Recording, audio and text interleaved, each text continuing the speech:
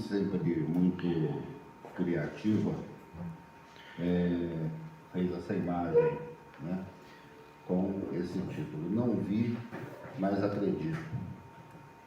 E ela até comentou comigo: parece cartaz de filme, né? Parece mesmo, né? Muito bem elaborado, como sempre. Mas é esse o título da mensagem de hoje. Eu não vi, mas eu acredito. E é por isso que existe esse relato aqui no Evangelho de João. Os estudiosos, que sempre sabem um pouco mais da Bíblia do que a maioria das pessoas, não é?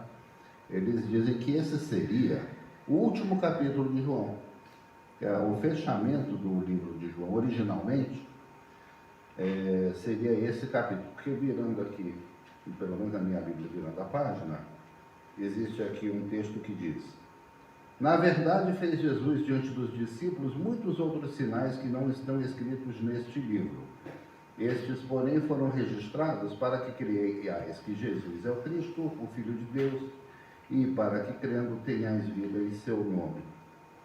Então, a primeira edição, digamos assim, de João, ela terminaria aqui com 20 capítulos redondos.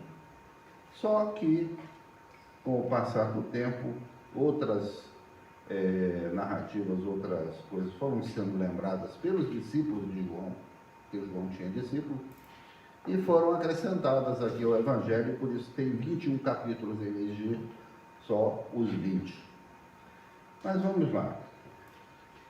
Esse episódio aqui é muito conhecido, né, como o teste de Tomé, não é? O discípulo que duvidou, o discípulo que não acreditou. E a nossa visão, ela é um pouco diferente dessa questão aí que se tornou popular com relação à dúvida de Tomé. Porque nós vemos aqui muito mais do que uma dúvida, uma busca.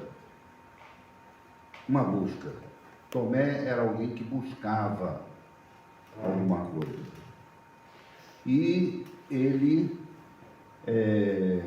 estava lá junto com os discípulos, trancado em um lugar que seria o lugar onde se realizou a última ceia, por motivo de segurança.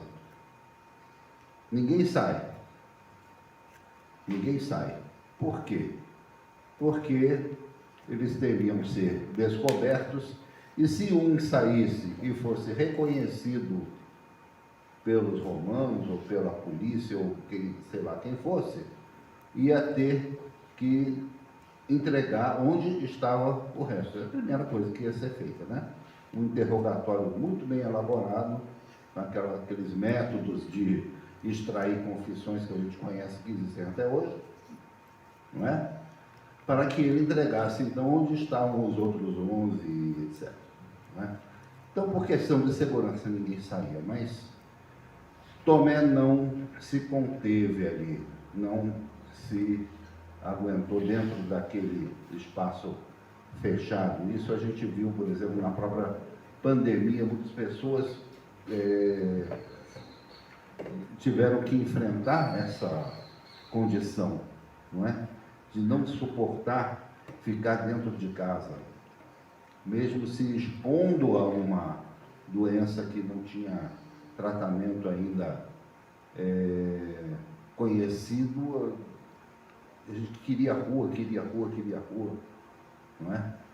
Tomé era uma dessas pessoas inquietas, não é? Uma coisa interessante logo no início, que nós vemos que ao cair da tarde daquele dia, o primeiro dia da semana. O primeiro dia da semana é o nosso domingo. O último dia da semana era o sábado. Então foi num domingo, ao cair da tarde, que Jesus apareceu, então, de uma forma milagrosa, de uma forma inexplicável, digamos assim, porque estava tudo fechado e ele aparece no meio. E domingo ao cair da tarde, o que nós estamos fazendo? Nós estamos aqui. Hoje é um domingo ao cair da tarde. Jesus pode aparecer aqui a qualquer momento, e aliás, queremos que ele está aqui. Não na forma visível que os discípulos tiveram, palpável, mas ele está no nosso meio. E em outros horários também, não precisa ser ao cair da tarde. Não é? Mas estando nós reunidos aqui, Jesus vem nos convidar a desfrutar da sua companhia. Então, eles estavam lá reunidos. E 8 dias depois, ou seja, no outro dia, no outro domingo, ele voltou a aparecer também no meio dos discípulos reunidos. Então, daí a gente vê a tradição, a origem da igreja estar se reunindo sempre no domingo. A gente sabe que tem irmãos que querem valorizar o sábado do Antigo Testamento, etc, etc. Mas a gente vê aqui o valor que tinha para Jesus exatamente o dia do domingo, não é? Então é um dado importante aqui. Agora, o fato é que Tomé não ficou na companhia dos outros discípulos, né? E por que isso? Por uma inquietação. E existem também no nosso meio, existem nas nossas igrejas, às vezes pessoas que saem do nosso meio, que vão se aventurar, que se afastam, que têm às vezes uma dificuldade de estar aqui nesse convívio que nós temos, né, de estar nesse espaço aqui todo domingo, né, com a hora marcada, nesse costume de cantar essas músicas que a gente canta e ouvir essas palavras que a gente ouve, porque não é a primeira vez que alguém prega para vocês sobre esse texto, muito provavelmente, não é? Algumas pessoas não estão no nosso meio, elas se inquietam. E a inquietação de Tomé era justamente de encontrar Jesus. E talvez ele tenha saído, já que chegou a notícia de que Jesus tinha ressuscitado, eles já estavam cientes disso, as mulheres de manhã cedo já haviam relatado essa notícia. Vamos especular um pouco aqui, não temos todos os elementos para afirmar. Muito provavelmente Tomé disse, então vou sair, encontrar Jesus pela rua, se ele está vivo, se ele está caminhando por aí, igual as mulheres disseram, né? Vou sair por Jerusalém, que quem sabe eu não encontro ele por aí, no meio da rua. E não aqui nesse espaço fechado, protegido, né? Nessa redoma onde nós estamos. Muitas vezes as pessoas procuram, né, Jesus nessas aventuras da vida, não é? Mas o fato é que Jesus escolheu aparecer onde o seu povo estava reunido. Ao invés de atender a demanda, a esperança, a necessidade de uma busca individual de alguém que saísse pelo meio da rua e de repente encontrasse ali individualmente, sozinho com Jesus, não foi esse o caminho que Jesus escolheu para se revelar ressuscitado. Não foi esse. Ele se revelou ressuscitado no meio dos seus discípulos, no meio do seu povo. Já tinha acontecido o episódio de Emaús. Emaús pelo menos tinha 2 pessoas. 2 pessoas. E foi justamente no momento de comunhão dessas 3 pessoas, Jesus e aquelas 2, então quando ele parte o pão, que eles abrem os olhos e disseram, era Jesus, estava aqui caminhando com a gente não percebeu. Era Jesus. E aquelas pessoas, de repente, refizeram todo o caminho de volta né? Disseram, não, temos que voltar, não dá para a gente ficar aqui agora descansando da caminhada, não, vamos fazer o caminho e vamos contar para os outros o que aconteceu, que isso é importante demais para a gente guardar só para nós. Então Jesus comparece no meio do seu povo. Inclusive, ele chega e as pessoas ficam assim, meio que extasiadas, né? Meio bobas assim, porque, e aí? Né? Está aqui. Está aqui. Jesus, até em outro relato do Evangelho, ele diz, olha, tem nada para comer aqui não? Não é? Ele quer que as pessoas se comportem normalmente, como se estivesse chegando uma visita mais ou menos comum, né? Um grande amigo estivesse ali na casa, você normalmente diz, quer comer alguma coisa, tomar um cafezinho? Era assim que Jesus esperava que os seus o recebessem, né? Uma outra coisa importante também é que João narra de uma forma muito diferente como o sopro do Espírito Santo chegou até os discípulos. Ao contrário de Lucas, que relata algo apoteótico, algo espetacular que acontece lá no dia de Pentecostes, ou seja, 50 dias depois, e ali então ficou historicamente registrado que o Espírito Santo tinha descido sobre a igreja, sobre todos os discípulos.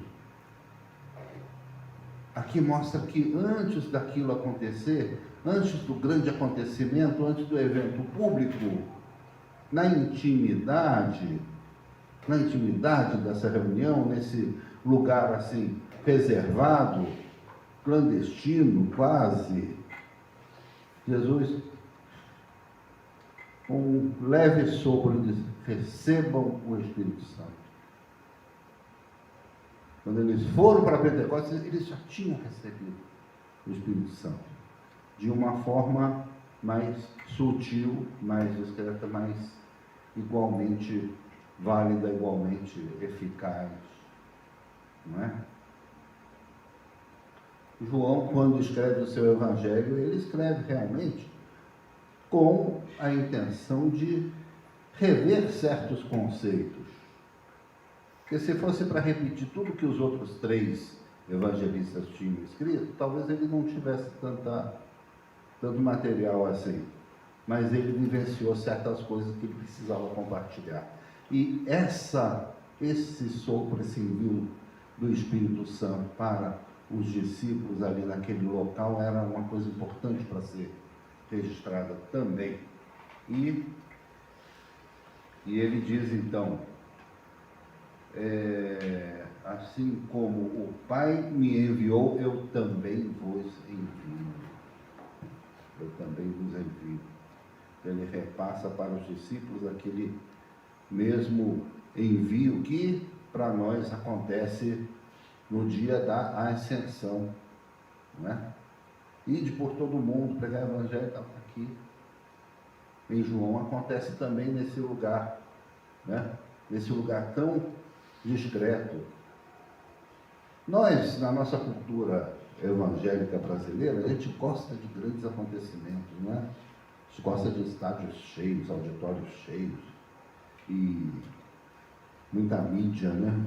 Hoje toda a igreja tem a sua televisão, né? Então a gente gosta de grandes acontecimentos assim para marcar certas coisas. E Deus muitas vezes dispensa esse tipo de aparato. Jesus dispensou tudo isso quando ele envia os seus discípulos e os enche com o Espírito Santo, com o sopro do Espírito. É algo importante para a gente refletir também enquanto igreja. Mas vamos voltar então a Tomé. Então Tomé depois de perambular pela cidade, ele acaba voltando.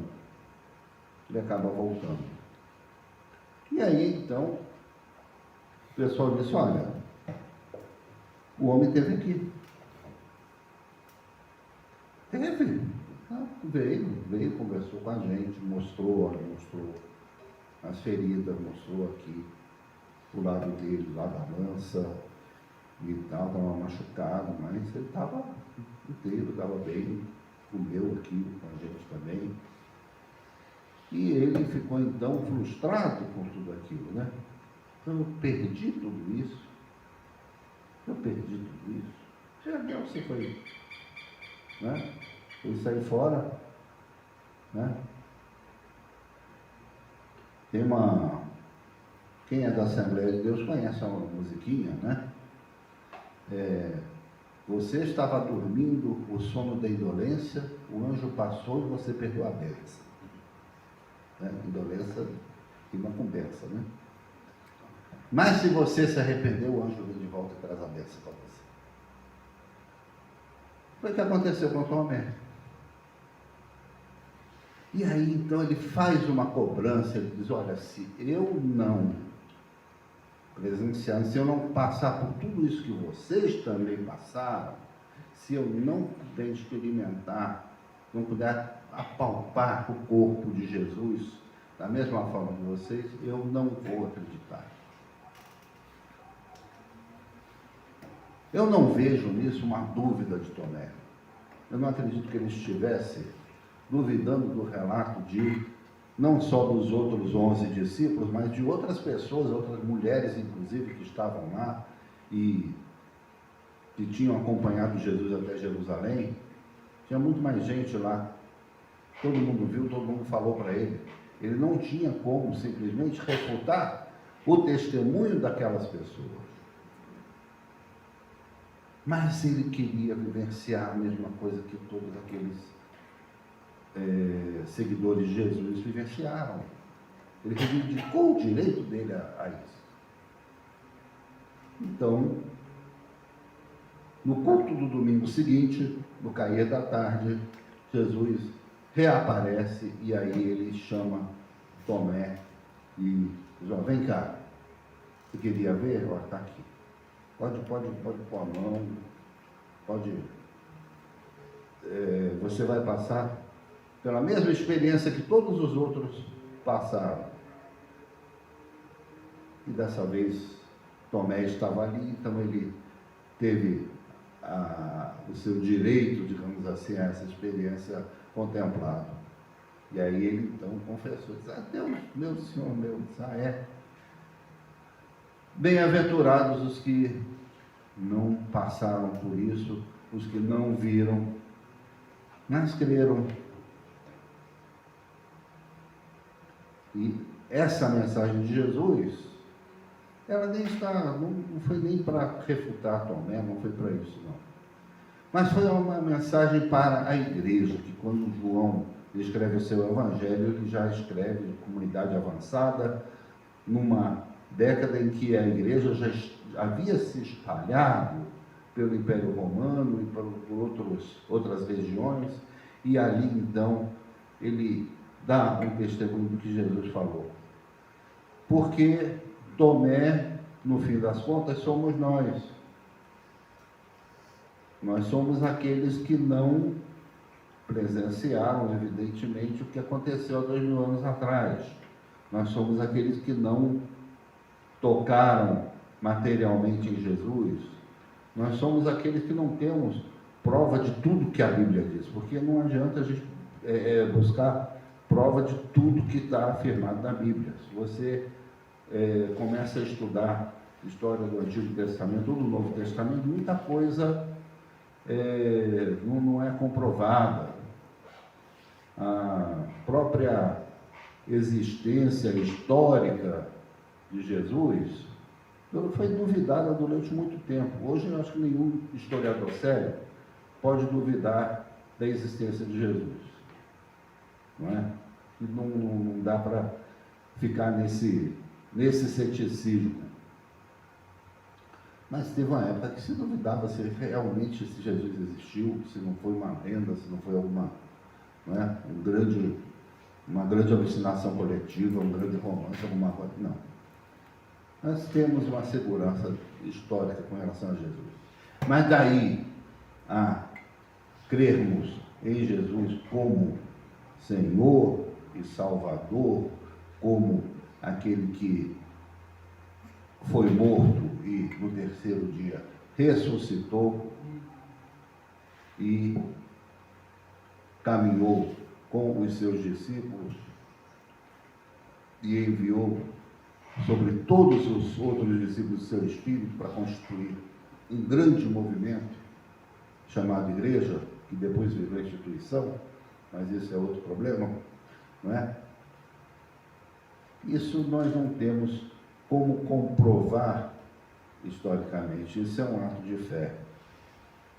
Então nós somos os Tomés talvez um pouco mais comportados, não é? Porque estamos aqui todos sentados nas nossas cadeiras e todo domingo estamos aqui e não saímos pelo mundo, pelas ruas, buscando uma outra revelação de Jesus que não seja aquela que aparece para nós aqui todo domingo ao cair da tarde, não é? Mas Tomé somos nós, e nós somos bem-aventurados porque, não tendo todas essas provas cabais e materiais sobre Jesus, nós cremos, e sobre nós também é assoprado o Espírito de Deus, e nós também somos enviados por Deus da mesma forma que Jesus foi enviado, da mesma forma que aqueles discípulos que ali estavam foram enviados também. Somos herdeiros dessa experiência dos discípulos, somos herdeiros dessa experiência de Tomé. Então, vamos ter essa lição bem clara nesse episódio aqui do primeiro dia da semana, o primeiro dia que Jesus voltou para os seus discípulos. Amém? Amém.